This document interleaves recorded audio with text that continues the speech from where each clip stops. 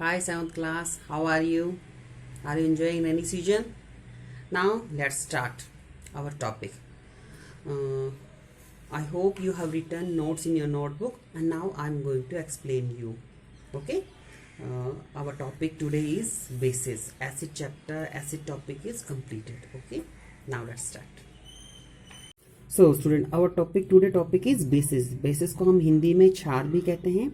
ये भी हमारे खाने पीने की चीज़ों में शामिल होता है, लेकिन हमें इसके बारे में ध्यान नहीं होता है. इसकी प्रॉपर्टी क्या है पहले मैं आपको बता दूं. बेस कैसा होता है? Bases are bitter to taste. इनका टेस्ट जो होता है थोड़ा कड़वा होता है. एंड फील स्लिपरी एंड सोपी. इनका जो टच होता है वो स्लिपरी साबुन जैसा होता है. ठीक है. और इसमें भी जैसे एसिड के कई टाइप्स हैं, इसके भी कई सारी टाइप्स हैं. कुछ तो हमारे खाने पीने में यूज होते हैं, कुछ हमारे नुकसानदायक होते हैं जिनको हम यूज़ नहीं कर सकते हैं. ठीक है. तो आइए सबसे पहले मैं आपको इनके टाइप्स ही बता देता हूँ. बेसिस के टाइप्स में हम देखते हैं कि स्ट्रॉन्ग बेसिस और वीक बेसिस. स्ट्रॉन्ग बेसिस वो होते हैं जो जिससे हमारी स्किन को या हमें कोई नुकसान हो सकता है, उन्हें स्ट्रॉन्ग बेस कहते हैं. और वीक बेस वो होते हैं जो हमें नुकसान नहीं पहुंचाते, जिनका हम इस्तेमाल करते हैं. जैसे सबसे पहले स्ट्रॉन्ग बेस का अगर मैं एग्जांपल दूं आपको तो है सोडियम हाइड्रोक्साइड.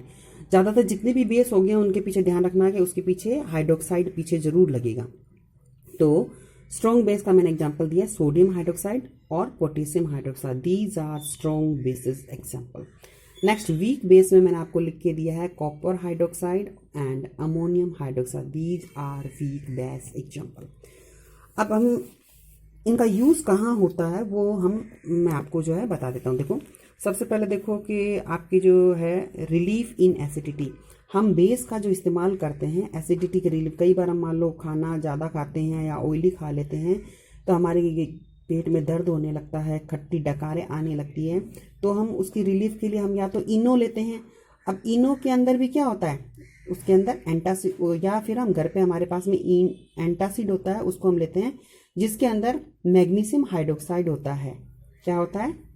मैग्नीशियम हाइड्रोक्साइड होता है. इसको मिल्क ऑफ मैग्नीशिया भी कहा जाता है. ये एसिडिटी, ये क्या करते हैं, हमारे स्टमक में जो एसिड बन रहा है उससे रिएक्शन कर लेते हैं और हमें रिलीफ देते हैं. न्यूट्रलाइजेशन की रिएक्शन हमारे स्टमक में होती है और हमें आराम मिलता है. नेक्स्ट आता है रिलीफ इन एंट पेन और इंसेक्ट बाइट. कई बार हमें मान लो कोई मधुमक्खी ने काट लिया है या किसी बर ने काट लिया है तो हमें उस जगह पर बहुत ज़्यादा जलन होने लगती है. तो उसके इलाज में भी हम क्या करते हैं, एंटासिड पाउडर या बोरेक्स का पाउडर जो है उसके ऊपर लगाते हैं और हमें आराम मिल जाता है. नेक्स्ट आता है potassium hydroxide is used in alkaline batteries.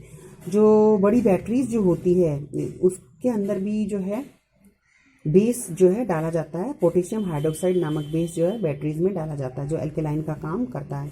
Next आता है सोडियम हाइड्रोक्साइड जिसको हम कास्टिक सोडा भी कहते हैं. इसका इस्तेमाल बड़े लेवल पर जो है साबुन बनाने में, डिटर्जेंट बनाने में और पेपर इंडस्ट्रीज में इसका इस्तेमाल होता है.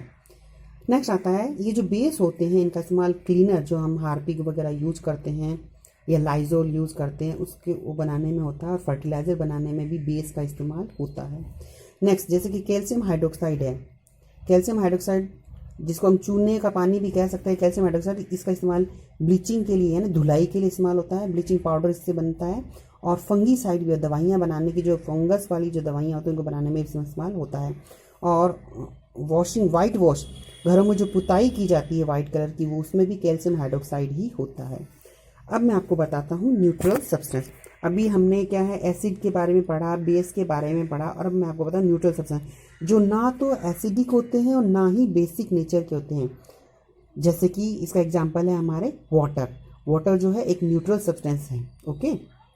तो आज मैंने आपको जो है बेस के टाइप्स के बारे में और बेस के यूज़ के बारे में बता दिया. अब आप इसकी जो लेट्स ट्राई एक्टिविटी है वो आप सोल्व करने की कोशिश करें. अगर कोई दिक्कत हो तो आप मुझे बताएं, मैं आपकी हेल्प करूँगी. Okay, bye.